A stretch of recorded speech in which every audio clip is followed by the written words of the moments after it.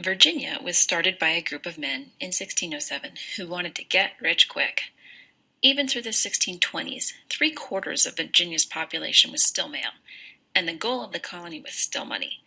This was achieved through large farms called plantations that planted cash crops, namely tobacco.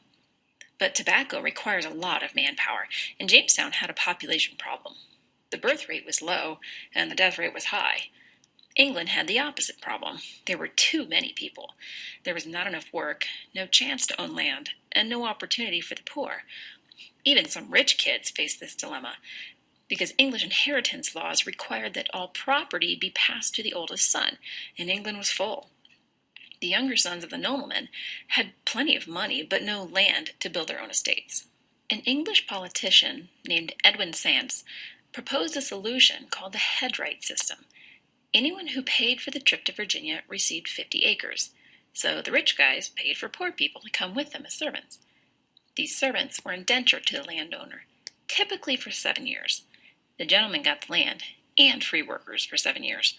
The lucky 15% of servants who survived their indenture had almost nothing. A deep social divide quickly overtook Virginia. Wealthy planters owned all of the best land and controlled all of society. Though the House of Burgesses was an elected government, only landowning men could vote. Many former indentured servants, both black and white, headed out onto the western frontier where they fought constantly with the natives. In Jamestown, the leaders ignored their pleas for help, so they took matters into their own hands. A frontier planter named Nathaniel Bacon organized a militia to take revenge on the Indians. When the governor ordered him to stop, the frontiersmen felt like the upper class had absolutely no regard for them. Bacon's army turned into a rebellion against colonial leadership. In 1676, the frontier militia marched into Jamestown, trashed the governor's home, and burned the capital. Nathaniel Bacon died of dysentery, so the rebellion fell apart. But it wasn't without consequence. To weaken the power of the lower class, the House of Burgesses granted all free white men the right to vote, dividing society along color lines. Bacon's rebellion also helped turn planters away from indentured servitude towards slavery. Back in 1632, two communities dominated America: the money-hungry colony of Virginia and the Puritan refuge of Massachusetts. Civil war in England had driven thousands of Puritans to the northern colony, and the same war also led a man named Cecilius, or Cecil, Calvert, whose title was Lord Baltimore, to start a new American colony for Catholics. He called the colony Maryland, and it resembled Virginia in many ways, including tobacco plantations, indentured servants and slave labor, and high mortality. A settler in Maryland lived 10 years less than someone in New England. Despite Calvert's plan, Maryland had a Protestant majority. To protect the Catholics, he approved the Act of Religious Toleration in 1649, guaranteeing political rights to anyone practicing any form of Christianity. But that same year, the King of England was beheaded, and Puritans took over the English government. Within a few years, they took over Maryland and overturned that law. The Puritan government of England lasted just 11 years. The monarchy was restored, and the newly crowned King Charles II decided to reward 8 of his supporters by giving them a colony in 1663. The 8 owners, called proprietors, named it Carolina in his honor. Like most of the American colonies, Carolina was already inhabited, but not just by Native Americans. Some former indentured servants from Virginia had migrated into the northern part of the land, at least 10 years before the charter was granted. The southern part was inhabited by poor farmers who had been run off the island colony of Barbados by wealthy planters.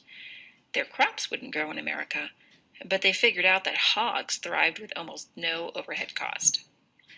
In 1670, a shipload of rich men also arrived from Barbados. They came for the same reason that rich young men had gone to Virginia. There was just no land left for them on the island. They founded the port of Charleston and sold pork to Barbados in exchange for slaves. Soon, Carolina's economy was transformed by the introduction of rice as a cash crop, but growing it requires specialized knowledge. When planters realized that slaves imported directly from West Africa were already skilled in growing rice, the scramble for land and the laborers who knew how to work it was on. By 1708, Africans became the majority of the population. The more money slaves made for their owners, the more the Southern elite were committed to slavery and its permanence. By contrast, North Carolina didn't have any cash crops.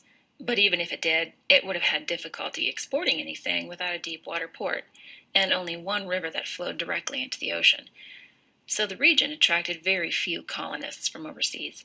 A few Welsh and Scottish immigrants settled up the Cape Fear River, but most of the northern settlers were poor farmers from other areas in search of fertile land. With greater diversity, no exports, and no cash crops, North Carolina was much less committed to slavery than South Carolina. The two regions split officially in 1729. Slaves in South Carolina learned that if they could survive the dangerous journey through the swamps, Florida promised them their freedom. Thousands of slaves attempted to escape, but Carolina also had another problem. The Spanish in Florida kept attacking them. The utopian vision of a British gentleman intervened to solve both problems.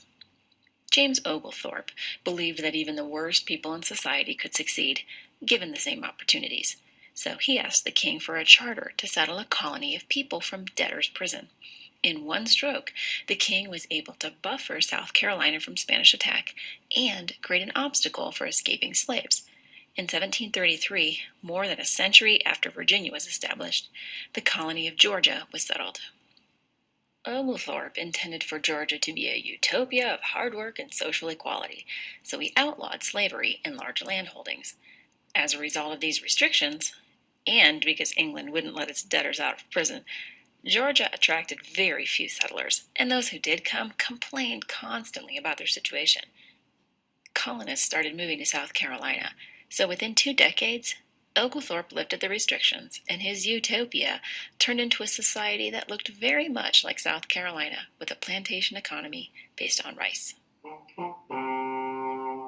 Let's review.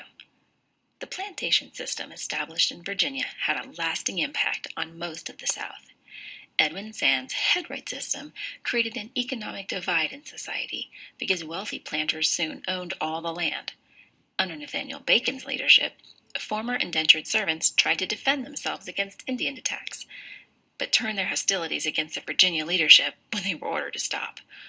Bacon's rebellion alarmed the gentry, who purposely created a racial divide in society to weaken the power of the lower classes. Maryland was settled in 1632 by Cecil Calvert, Lord Baltimore, who wanted to create a Catholic refuge during the English Civil War. To protect Catholics from a Protestant majority, he signed the Act of Religious Toleration. At the end of the Civil War, the new monarch rewarded some of his supporters by naming them as the proprietors of a new colony, which they called Carolina. South Carolina soon transformed into a plantation economy by growing rice. Because North Carolina was so different from South Carolina, the two regions formally split. In order to create a buffer zone between South Carolina and Florida, the king granted a charter to English politician James Oglethorpe, who wanted to create a utopia for English prisoners. But Oglethorpe was forced to lift his ban on slavery in large landholdings within a few years, transforming Georgia into another plantation economy.